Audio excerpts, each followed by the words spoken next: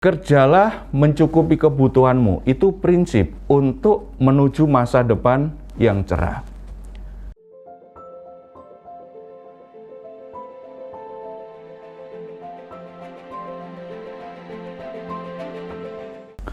Salam saudara-saudara yang dikasihi oleh Tuhan Yesus Kristus. Pandemi COVID-19 sudah berlangsung hampir 2 tahun sejak pertama kali melanda Indonesia. Dari kisah-kisah yang sering kita dengar, kadang-kadang kita ketemu orang-orang yang kehilangan pengharapan, bahkan ada yang putus asa karena ada yang mengalami pemutusan hubungan kerja, ada yang usahanya akhirnya gulung tikar atau setidaknya mengalami kesulitan, tidak mampu membayar sewa kantor mereka, tidak mampu membayar karyawan dengan baik. Ada banyak usaha yang akhirnya gulung tikar, ada banyak orang yang kesulitan secara ekonomi. Sebagian besar orang akan berkata bahwa situasinya memang sulit selama 2 tahun ini.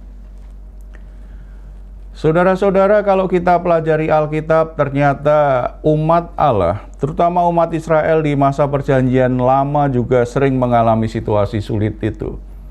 Saat ini kita akan melihat satu bagian dari masa di mana orang-orang Israel mengalami kesulitan, di mana ibu kota kerajaannya dihancurkan oleh pasukan Babel, dan orang-orang penting, orang-orang kuat, orang-orang muda yang masih punya potensi itu semuanya diangkut ke Babel sebagai tawanan. Istilahnya mereka akhirnya menjadi orang-orang buangan.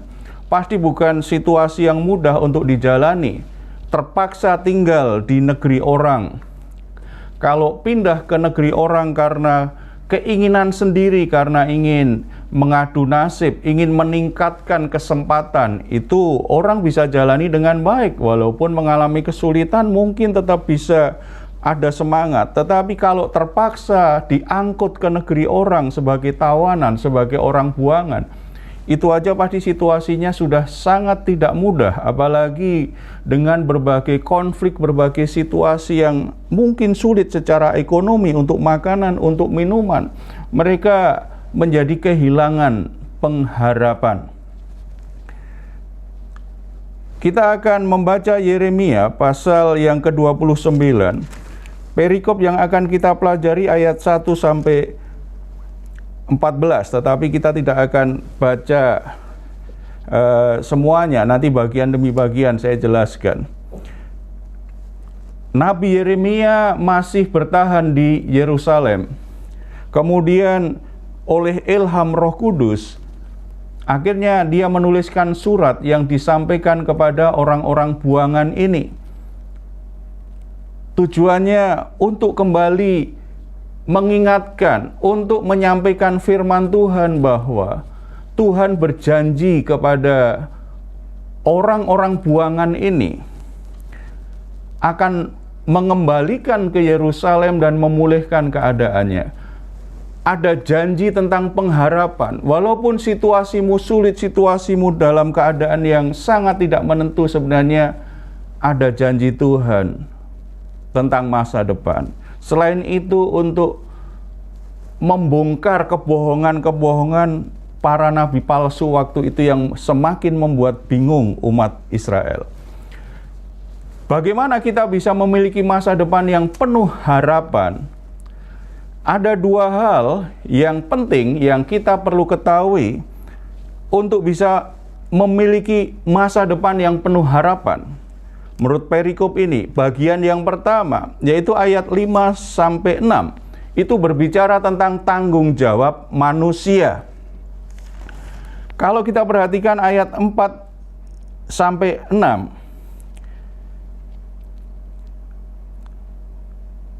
tertulis seperti ini. Beginilah firman Tuhan semesta alam, Allah Israel, kepada semua orang buangan yang diangkut ke dalam pembuangan dari Yerusalem ke Babel. Dirikanlah rumah untuk kamu diami, buatlah kebun untuk kamu nikmati hasilnya. Ambillah istri untuk memperanakkan anak laki-laki dan perempuan. Ambilkanlah istri bagi anak-anakmu laki-laki, dan carikanlah suami bagi anakmu perempuan, supaya mereka melahirkan anak laki-laki dan perempuan, agar di sana kamu bertambah banyak dan jangan berkurang. Usahakanlah kesejahteraan kota di mana aku buang, dan berdoalah untuk kota itu kepada Tuhan, sebab kesejahteraannya adalah kesejahteraanmu. Saudara-saudara, pada masa itu ada nabi-nabi palsu yang berkata bahwa sebentar lagi Babel akan runtuh dan mereka akan pulang ke Yerusalem. Karena para nabi palsu ini memberi pengharapan palsu, membuat banyak orang Israel akhirnya tidak mau bekerja, membuat banyak Israel ada dalam keraguan ketika mereka mau bekerja, ketika mereka mau membangun keluarganya, ketika mereka bahkan mau menetap di mana mereka harus membangun rumah atau tidak. Mereka ada dalam keraguan karena nabi-nabi palsu ini berkata sebentar lagi Babel runtuh, jadi nggak usah kamu terlalu banyak buat perencanaan, kamu akan kembali ke Yerusalem. Situasi yang tidak menentu memang membuat banyak orang akhirnya ada banyak keraguan untuk membuat keputusan, untuk membuat pilihan. Itu yang terjadi dengan umat Israel di masa itu. Udah keadaannya sulit, lalu karena ada berita-berita yang disampaikan, nubuatan palsu dari para nabi yang berkata, udah gak usah terlalu risau dengan keadaanmu, sebentar lagi semuanya beres, kamu kembali ke Yerusalem. Membuat mereka justru tidak lakukan apa-apa. Situasi sulit dalam hidup seseorang seringkali juga memang membuat orang jadi ragu. Apalagi kalau situasi sulitnya itu berlangsung agak lama. Akhirnya ada dalam keraguan untuk memandang masa depan. Ada kegalauan ketika berpikir tentang masa depannya.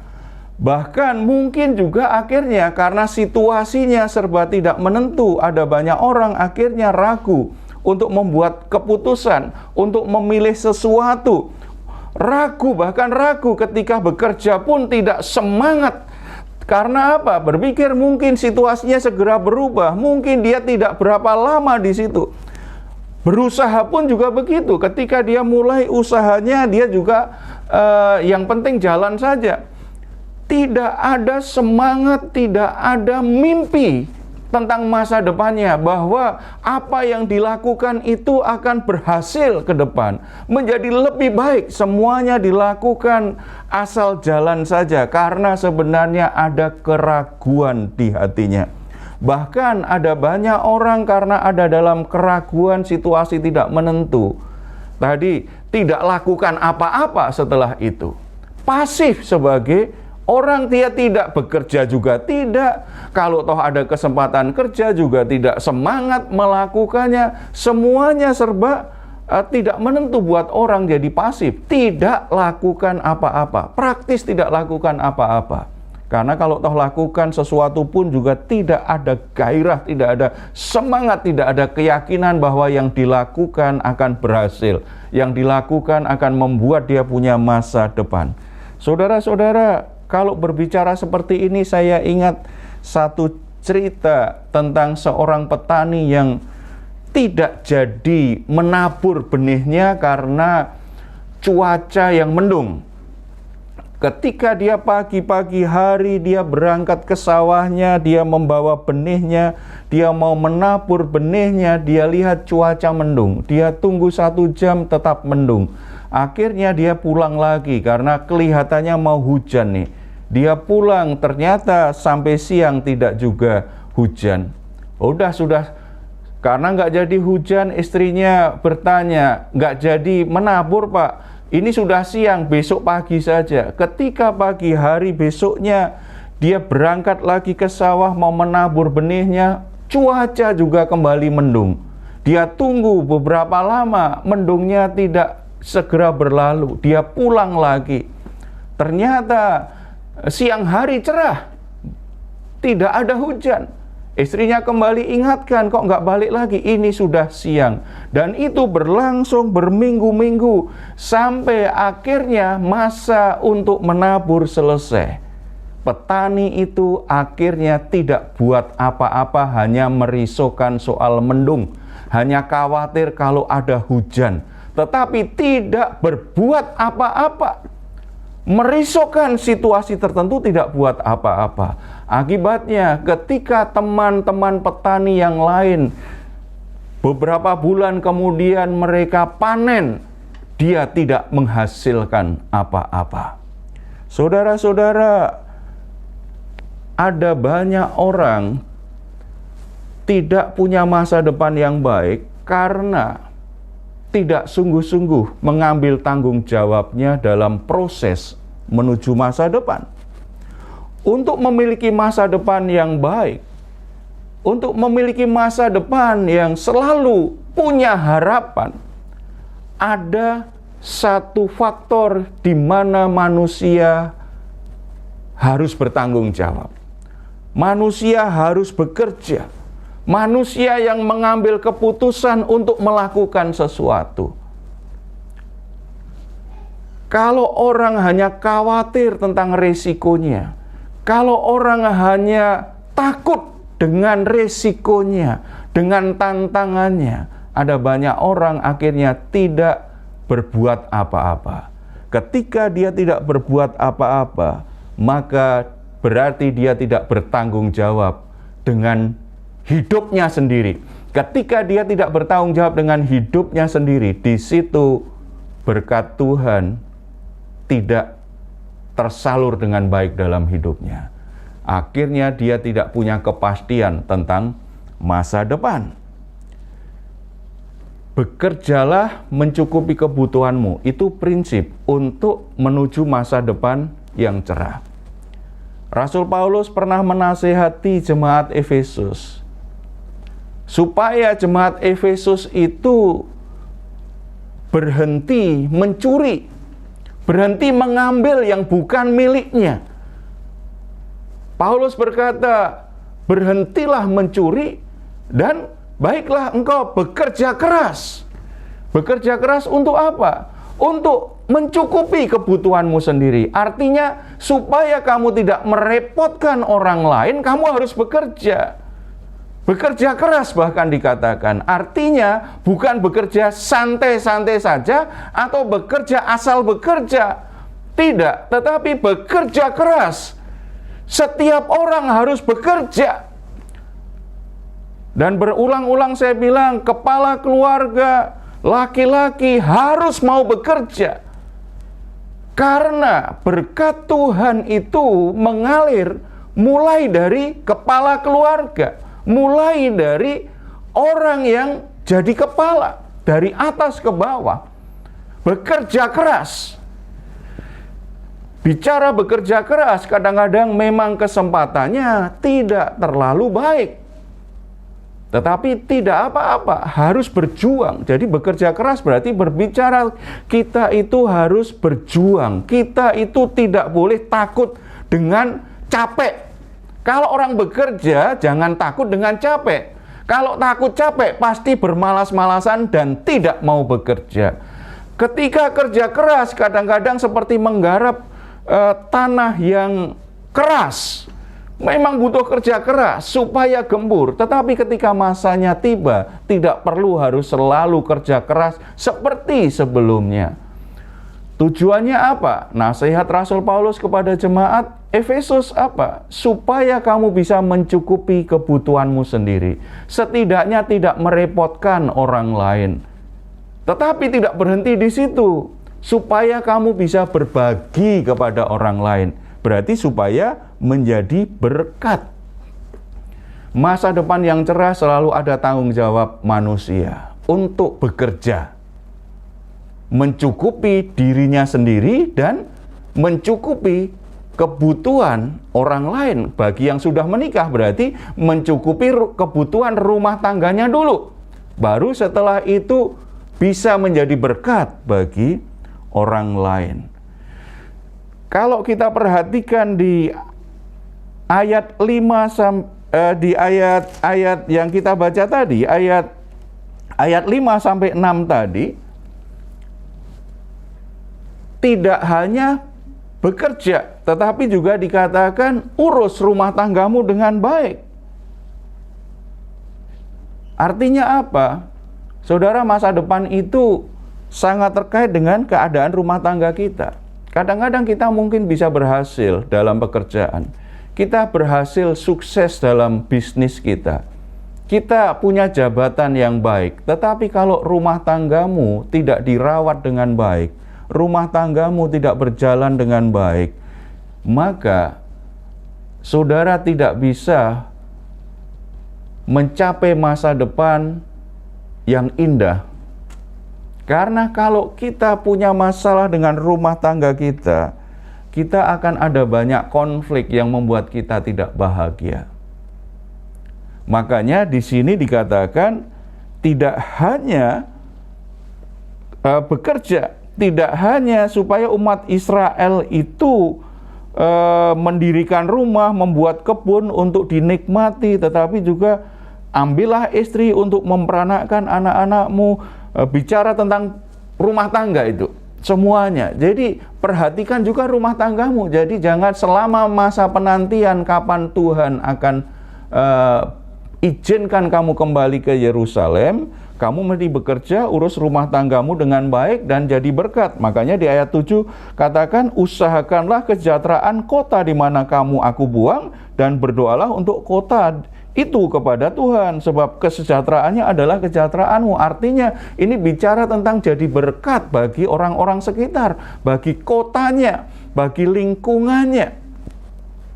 Itu bagian yang penting. Itu adalah tanggung jawab manusia terkait dengan masa depan. Jadi kita punya tanggung jawab untuk meraih masa depan yang penuh harapan itu.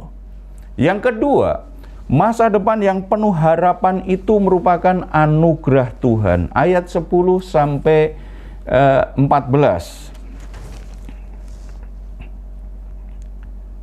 Sebab beginilah firman Tuhan, apabila telah genap 70 tahun bagi Babel, barulah aku memperhatikan kamu. Aku akan menepati janjiku itu kepadamu dengan mengembalikan kamu ke tempat ini. Di ayat 10 ini jelas sekali ada waktu yang ditetapkan Tuhan dan bukan waktu yang sebentar, 7 tahun. Sementara nabi-nabi palsu berkata, sebentar lagi Babel itu runtuh. Kalian akan cepat kembali ke Yerusalem. Sementara firman Tuhan yang disampaikan oleh Yeremia berkata apa? 7 tahun. Berarti selama 7 tahun ngapain? Masa 7 tahun hanya diam-diam saja, meratapi nasib, tidak lakukan apa-apa? Makanya selama 7 tahun bekerja dengan baik. Selama 7 tahun bangun rumahmu itu, kamu mesti punya tempat tinggal yang layak. Selama 7 tahun, urus rumah tanggamu dengan baik, didik anakmu dengan baik, supaya rumah tanggamu, keluargamu baik, kamu punya pekerjaan, kamu punya penghasilan. Itu yang ingin disampaikan oleh Tuhan melalui Nabi Yeremia. Waktunya sudah ditetapkan oleh Tuhan. Setelah itu ayat 11 ini bicara tentang anugerah Tuhan, tentang rancangan Tuhan. Tuhan itu sudah merancang kita dari semula. Tentang masa depan itu sangat indah sekali. Sebab aku ini mengetahui rancangan-rancangan apa yang ada padaku mengenai kamu, demikianlah firman Tuhan, yaitu rancangan damai sejahtera dan bukan rancangan kecelakaan, untuk memberikan kepadamu hari depan yang penuh harapan. Saudara-saudara, Tuhan dalam kemahatauannya, dalam hikmatnya yang sempurna, itu sudah merancang setiap orang dalam rancangan yang sangat baik. Rancangan yang damai sejahtera, bukan rancangan kecelakaan. Rancangan yang membuat setiap orang itu punya masa depan yang penuh harapan. Tuhan itu maha sempurna di dalam merancang. Tidak seperti kita sebagai orang tua, kadang-kadang kita nggak punya konsep untuk anak-anak kita. Pokoknya ngalir saja. Kita tidak punya rancangan yang jelas untuk rumah tangga kita. Pokoknya ngalir saja. Kalau toh ada pun, setiap tahun berubah-ubah. Sesuai dengan situasi dan kondisi, sesuai dengan kita sedang terpengaruh situasi apa.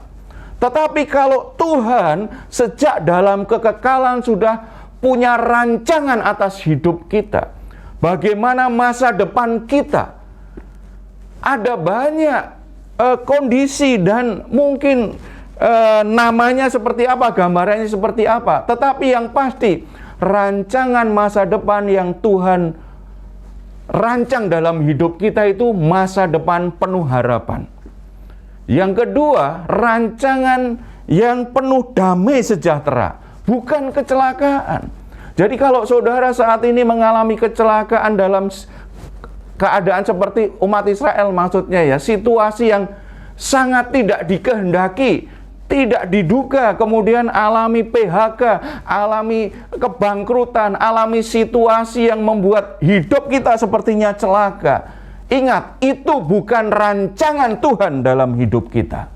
Karena rancangan Tuhan adalah apa? Masa depan penuh harapan. Kalau kita saat ini putus asa dengan keadaan kita, itu bukan rancangan kita. Kalau usaha kita, pekerjaan kita sepertinya macet, tidak ada perubahan, sepertinya tidak bisa diteruskan, mau mati kelihatannya usahanya, itu bukan rancangan Tuhan. Karena rancangan Tuhan adalah dalam segala sesuatu yang kita alami selalu ada harapan. Karena Tuhan merancang masa depan kita itu cerah. Demikian juga kalau hari ini kita ribut satu sama lain, di rumah tangga konflik satu sama lain, saudara tidak akur, berbagai sebab. Kemudian kita juga dengan orang lain sepertinya tidak bisa berdamai. Ingat, itu bukan rancangan Tuhan. Rancangan Tuhan adalah kita mengalami damai sejahtera. Kita itu hidup, kita itu damai sejahtera. Bicara damai sejahtera itu keadaan nyaman, tenang karena apa? Tidak ada permusuhan. Karena hubungan dengan semua orang baik-baik saja. Orang bilang 1000 teman itu terlalu sedikit, tetapi satu musuh terlalu banyak. Itu benar adanya. Kalau dalam hati kita ada pertentangan, ada konflik dengan seseorang walaupun satu saja, itu pasti akan mengurangi damai sejahtera. Akan mengurangi damai sejahtera kita. Demikian juga kalau kita perhatikan ayat 12 sampai ayat 14, itu bicara tentang anugerah Tuhan itu punya rancangan yang penuh harapan kepada kita dan damai sejahtera. Dan Tuhan tidak hanya merancang setelah itu membiarkan kita. Tidak, Tuhan selalu menyertai kita. Dan apabila kamu berseru dan datang untuk berdoa kepadaku, maka aku akan mendengarkan kamu. Apabila kamu mencari aku, kamu akan menemukan aku. Apabila kamu menanyakan aku dengan segenap hati, aku akan memberi kamu menemukan aku. Demikianlah firman Tuhan. Dan aku akan memulihkan keadaanmu dan akan mengumpulkan kamu dari antara segala bangsa dan dari segala tempat di mana kamu telah kucerai-beraikan. Demikianlah firman Tuhan. Dan aku akan mengembalikan kamu ke tempat dari mana aku telah membuang kamu. Luar biasa. Tuhan tidak sekedar merancang, berkata kepada kita, aku punya rencana untuk kamu ini sangat baik sekali loh. Kemudian ketika misalnya orang tua berkata kepada anaknya, papa ini punya rencana untuk kamu begini-begini, supaya kamu punya masa depan yang penuh harapan ke depan, supaya masa depanmu baik. Tetapi ketika anak-anak itu kemudian mulai menjalaninya, dia alami kesulitan, dia mengalami stres karena tantangan yang ada. Kemudian dia berkata, papa ini sulit sekali, yaudah jalani sendiri, kamu sudah dewasa. Tuhan tidak seperti itu. Tuhan berkata apa? Ketika kamu berdoa, aku mendengar. Kamu berseru, aku mendengar. Kamu mencari aku, kamu bisa temukan aku. Karena Tuhan memberi kepastian apa? Aku akan memulihkan keadaanmu. Jadi ketika kita ini hancur oleh masalah, ketika kita itu porak-poranda hidup kita karena situasi yang sangat buruk kita alami, ketika kita menjadi sangat tertekan, keadaannya begitu sulit, Tuhan berjanji akan mengembalikan keadaan kita seperti semula, sebagai umat Allah yang dikasihi, penuh damai sejahtera, penuh dengan pengharapan, ada di tempat yang seharusnya, di tanah perjanjian. Itu penyertaan Tuhan, itu janji Tuhan. Itu bukan karena kita orang yang baik, anugerah Tuhan. Saudara-saudara, saya pernah cerita tentang kisahnya Colgate. Saya akan ulangi. Namanya adalah Henry William Colgate, pendiri Colgate Palm Olive Company, sebuah perusahaan pabrik di Amerika. Salah satunya produknya kita bisa nikmati di Indonesia ini. Berdiri sejak tahun 1806, jadi udah lama sekali, dan sampai sekarang masih bertahan perusahaan itu. Yang ingin saya katakan dari kehidupan Colgate ini apa? Meskipun dia sibuk bekerja, meskipun dia sibuk membangun bisnisnya, tetapi dia tidak pernah abe dengan waktunya untuk mencari Tuhan. Bahkan dia mempraktekkan prinsip-prinsip Alkitab dalam membangun usahanya secara konsisten.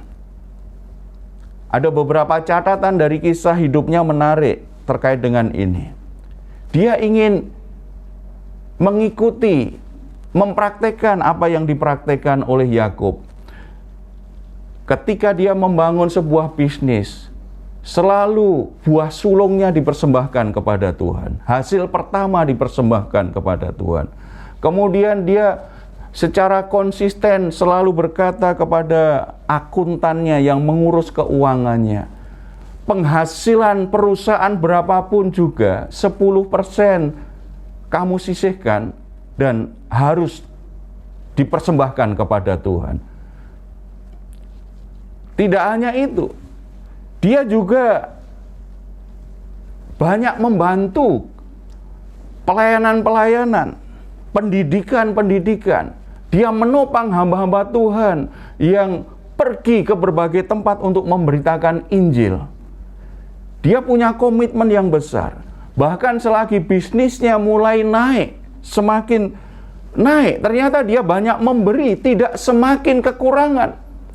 Tuhan justru memberi semakin banyak. Ketika dia lihat ternyata keuntungannya semakin besar, kemudian dia bilang kepada akuntan yang mengurus keuangannya, kalau begitu jangan hanya 10% sekarang, tambahkan menjadi 20%. Setelah 20% ternyata usahanya tetap maju. Dia berkata lagi, sekarang 30%. Saudara-saudara, komitmennya kepada Tuhan untuk memberikan sebagian keuangannya, untuk persembahan, untuk menyumbang pendidikan, untuk mendukung hamba-hamba Tuhan yang melayani, menyalurkan dana-dana untuk program-program pelayanan baik gerejanya maupun mendukung hamba-hamba Tuhan yang memberitakan Injil di berbagai tempat. Itu membuktikan bahwa William Colgate menyadari betul semua kesuksesan, semua kekayaan yang didapat itu tidak hanya hasil kerja keras dia semata, tetapi kesuksesannya merupakan anugerah Tuhan yang memberi dia kesempatan untuk berhasil. Makanya dengan rela hati, dengan gampang dia menyisihkan uang yang dihasilkan untuk mendukung berbagai pekerjaan Tuhan, menolong orang-orang yang supaya bisa sekolah dengan baik. Itu dilakukan dengan ringan, dengan rela hati, karena sadar bahwa Apa yang dia capai, apa yang dia raih, sepenuhnya anugerah Tuhan. Saudara-saudara, ini pelajaran yang sangat penting sekali. Ada banyak orang berpikir bahwa semua kesuksesan yang diraih, apa yang dia miliki merupakan hasil kerja keras dia. Semakin orang berpikir itu hanya kerja keras dia, semata-mata hasil kerja keras dia, maka rasa memiliki rezeki itu sangat kuat sekali dan itu lekat di hatinya. Untuk melepaskannya biasanya sulit. Tetapi kalau menyadari bahwa semua kesuksesan yang didapat, semua hasil yang didapat, itu merupakan anugerah Tuhan, maka dia akan lebih mudah untuk berbagi berkat. Baik mendukung pekerjaan Tuhan, berbagi berkat bagi sesama, akan lebih mudah. Saudara-saudara, oleh sebab itu, kesibukan kerja apapun yang kita lakukan, jangan pernah kehilangan kesempatan untuk beribadah. Sesibuk apapun kita bekerja, jangan jadikan waktu untuk Tuhan itu nomor 2, nomor 3, dan nomor kesekian. Karena kalau kita hanya kerja keras saja, kita bisa stres, bisa frustasi. Karena itu berarti mengandalkan kekuatan kita sendiri. Tetapi ketika kita bekerja juga didasarkan kerinduan, keyakinan, dan pengharapan akan anugerah Tuhan, maka semua bisa dilalui dengan baik. Kita akan lebih ringan untuk menjalani semua pekerjaan kita. Jangan pernah lalai, abe, dan kehilangan waktu-waktu terbaik bersama dengan Tuhan. Dan karena apa yang kita capai merupakan anugerah Tuhan, jangan merasa memiliki semua apa yang sudah engkau raih hari ini. Sebagian itu dititipkan Tuhan dalam hidupmu, supaya saudara bisa menjadi saluran berkat bagi orang lain. Melalui hartamu, saudara bisa memuliakan Tuhan lebih baik. Saya tutup dengan Kolose pasal 3 ayat 23 sampai 24. Apapun juga yang kamu perbuat, perbuatlah dengan segenap hatimu seperti untuk Tuhan dan bukan untuk manusia. Kamu tahu bahwa dari Tuhanlah kamu akan menerima bagian yang ditentukan bagimu sebagai upah. Kristus adalah Tuhan dan kamu hambanya. Dua prinsip penting dari ayat ini jelas sekali. Kalau saudara pengen punya masa depan yang penuh harapan, bekerja sepenuh hati. Seperti untuk Tuhan, bukan untuk manusia. Yang kedua, percaya yang menggaji engkau, yang memberkati engkau itu Tuhan. Tuhanlah yang menentukan bagian dari rezekimu. Tuhanlah yang memberi engkau anugerah. Jadi kesimpulannya, masa depan penuh harapan apa? Merupakan hasil dari kerja sepenuh hati dan anugerah Tuhan dalam hidup kita. Amin.